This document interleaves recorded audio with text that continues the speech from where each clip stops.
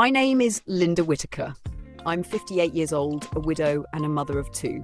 I live in a quiet little town just outside Asheville, North Carolina, where the air is fresh, the neighbors are polite, and the silence, well, sometimes it's heavy.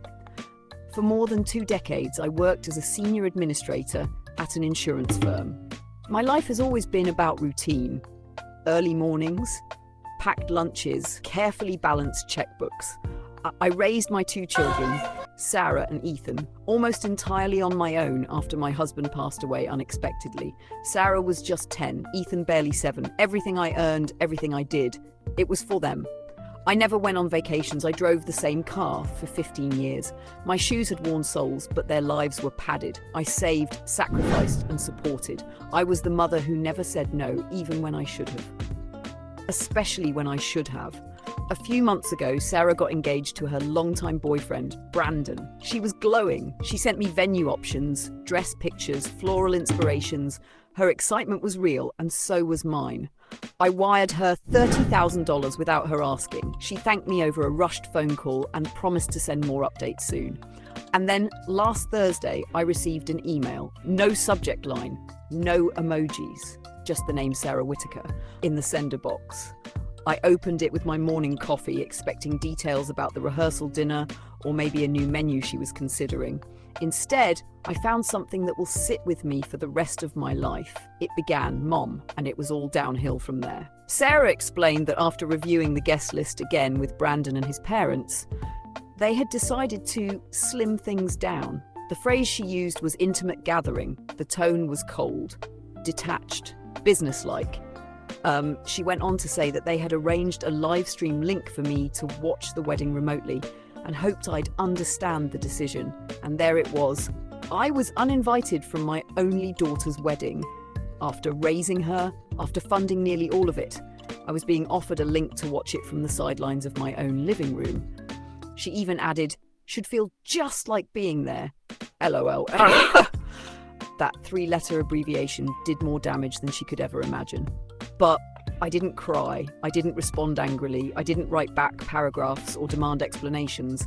I just sat still for a long while, staring at the screen. My coffee turned cold, my hands remained calm, and then I typed just 4 words. Sure, enjoy your day. No emotion, no punctuation, no motherly warmth.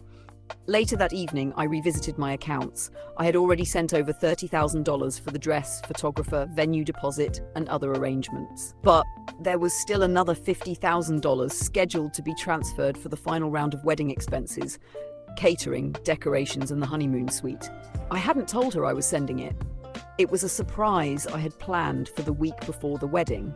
Instead, the next morning, I walked into First National Bank, sat down with Marcus, the branch manager, and said, I need to cancel a wire transfer. He raised an eyebrow. The $50,000 to Napa Events? That's the one, I replied calmly. He asked me if everything was all right.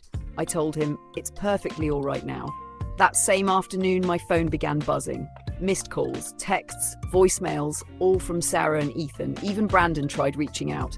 Sarah's first message read, Mom, did something happen with the transfer? We're on a deadline here. I ignored it. An hour later, Ethan called 3 times. On the 4th, I picked up. Mom, Sarah's in tears. What's going on? He asked. I answered simply, she made her decision. I'm making mine. Okay. He was silent for a moment, then said, you know she didn't mean it like that. I cut him off. She meant it exactly like that. She wrote it. She sent it. And now she'll learn something I should have taught her earlier. Consequences. They thought I'd cave. They thought I'd come crawling back with more money, more apologies, more motherly support. But the days passed, and I remained still. The venue cancelled due to unpaid balances. The florist backed out. The caterer requested immediate payment or would not confirm.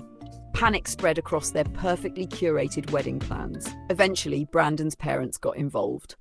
I received a long, condescending email from his mother, Judith, suggesting that I was being emotionally manipulative for withdrawing financial support after being treated like a disposable afterthought.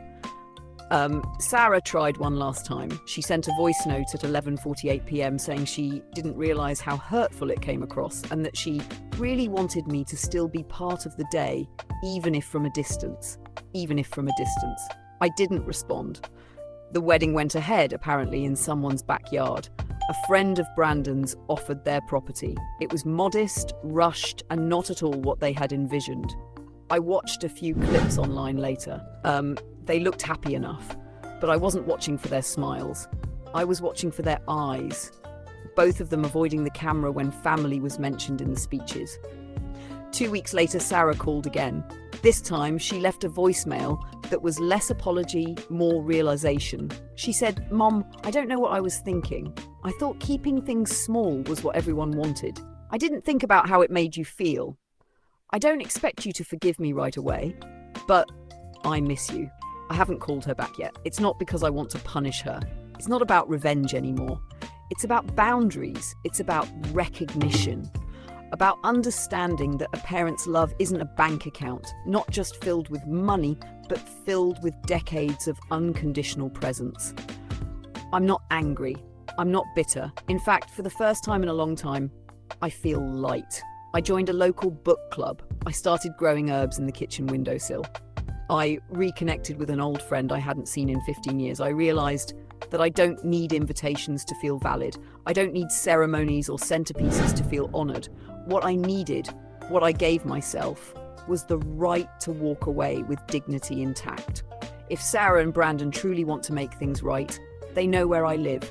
They know how to reach me. But I won't chase them. Not anymore. Because sometimes the strongest thing you can do isn't to fight back. It's to withdraw quietly, fully, and let the silence speak for itself.